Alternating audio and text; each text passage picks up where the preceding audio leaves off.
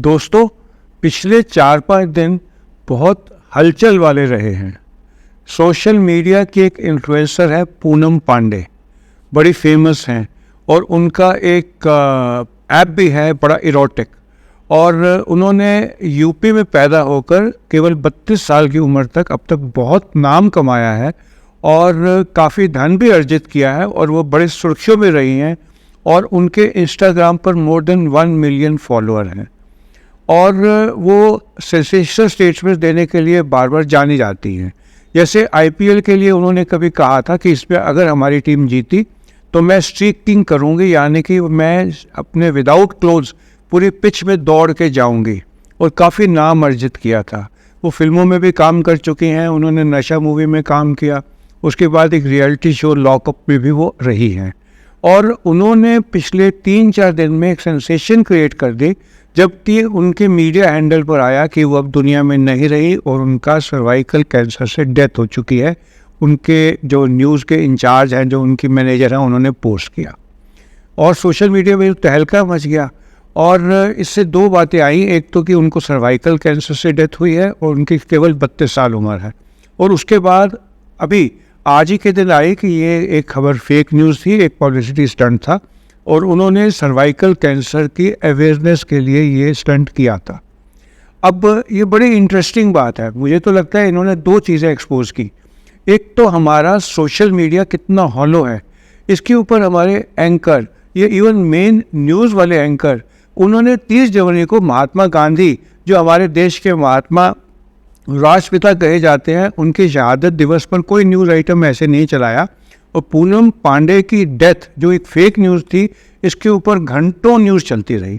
ये दिखाता है कि हमारा स्तर अब कहाँ तक पहुँच गया है, जिसके बारे में कोई बात नहीं करता। इवन यूट्यूब पर आप जितने वीडियोस देखोगे उसमें उनकी डेथ के बारे में बातें की गई हैं और उससे कम बातें की जाती हैं जो हमारे देश के ज़रूरी मुद्दे हैं।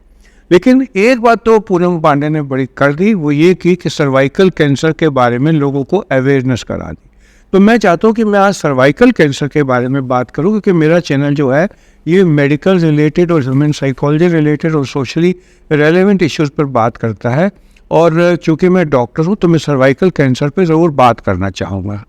सर्वाइकल कैंसर, सर्विक्स जो यूट्रस के मुंह को कहते हैं, जो बच्चेदानी के मुंह पर होता है, उसके इस एरिया को सर्विक्स कहते हैं, उसके कैंसर को कहा जाता है। और ये कैंसर काफ़ी कॉमन है।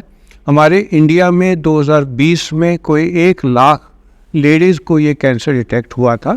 हर साल के आंकड़े मेरे पास अभी नहीं हैं और उनमें से या हर साल out of the diagnose cancer patient 70,000 की मौत हो जाती है।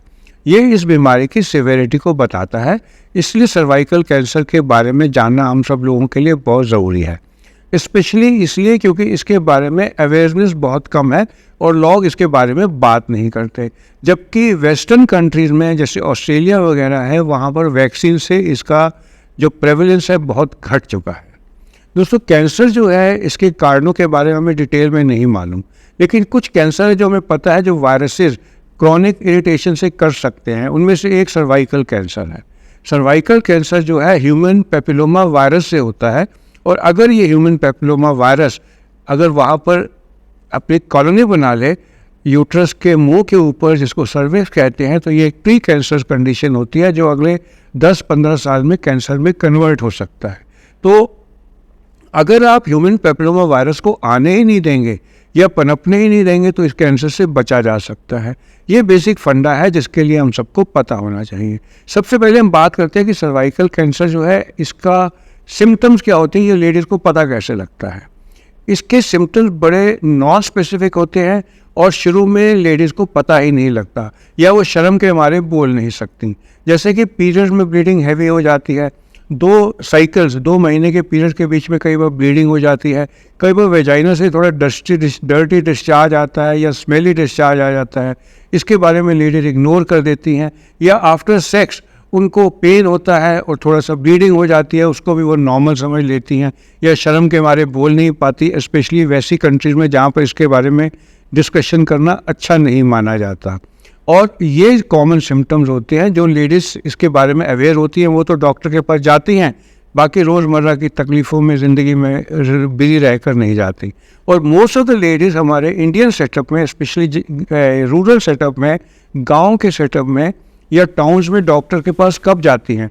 जब उनका पेट फूलना शुरू कर देता है, जब उनके किडनी के टेस्ट बहुत एबनॉर्मल हो जाते हैं, जब यूरिन आना कम हो जाता है किडनी की प्रॉब्लम की वजह से, जो कैंसर की वजह से हुई है, या कैंसर उनके यूरिन के रास्ते को ऑब्स्ट्रक्ट करने लगता है।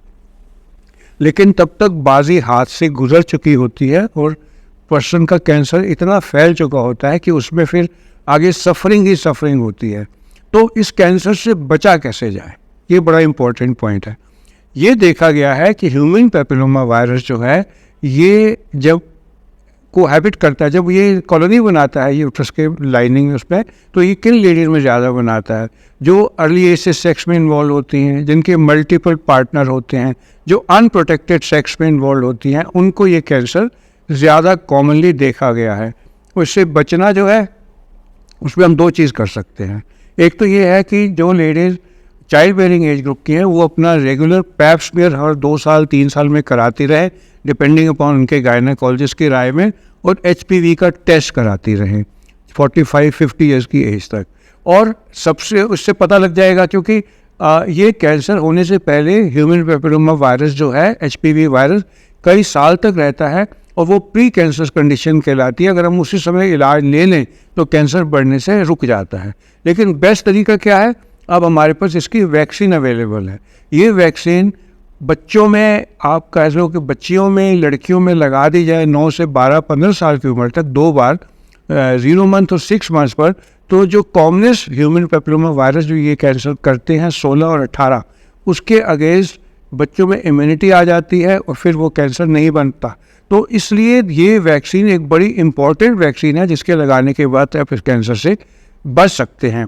ऐसा ज़रूरी नहीं है कि ये सब बच्चों को ही लगे, से 9 साल से 15 साल के बीच में, आप ये 45 साल की उम्र तक बाद में भी लगाई जा सकती है, लेकिन तब कैंसर होने का चांस उतना ज़्यादा इफेक्टिवली हम रोक नहीं सकते, क्योंकि HPV वायरस कई लोगों में तब तक आ चुका होता है और सारे स्ट्रेन ये फिर कवर नहीं हो पाते।